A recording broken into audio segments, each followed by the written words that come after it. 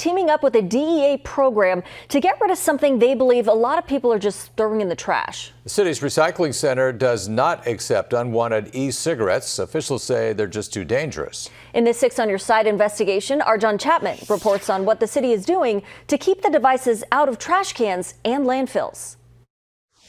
A Heartland Family Service counselor in Council Bluffs was talking to students about the dangers of vaping when she discovered another danger. Somehow we got to talking about disposal of vapes in this committee, and we found this poster from the FDA. The poster lists the best ways to dispose of e-cigarettes and e-liquid waste. It suggests turning off the device and removing the rechargeable battery before disposal. Don't throw the batteries in the trash. Keep them in a separate container for hazardous waste. I mean, who's doing that? No one's doing that. Right now, Laurel Muting with Heartland Family Service believes most people are just throwing these things in the trash. You can't take them here to the Council Bluffs Recycling Center because the device carries a couple of hazards. They can't go in the normal recycling because they have a lithium battery in them, and also the nicotine is hazardous waste. Lithium batteries, when they break open, they can start fires that are very difficult to extinguish. So they can cause damage to the collection trucks, the landfills, the recycling facilities, wherever they end up. But officials are catching up fast. Later this month, Council Bluffs officials will accept e-cigarettes in the first of 2 per year DEA prescription drug take-back days. The event will take place at the East Broadway Walgreens later this month.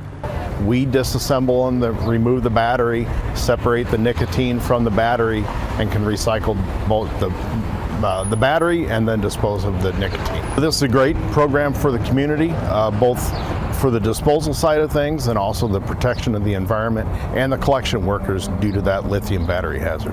Council Bluffs officials are working to come up with a more permanent solution. Laurel Muting is happy the city is working on a solution, but she believes the companies that sell these devices should provide a way to deal with the waste.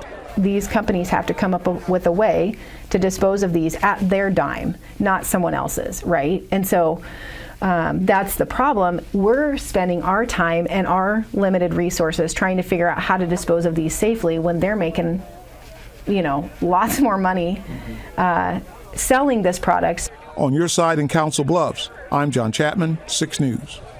The prescription drug take-back in Council Bluffs is set for October 28th from 10 a.m. until 2 p.m. at the Walgreens, as John mentioned, on 535 East Broadway.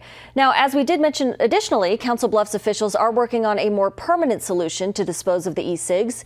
In Douglas and Sarpy counties, the under-the-sink household hazardous waste facility will properly dispose of e-cigarettes. John?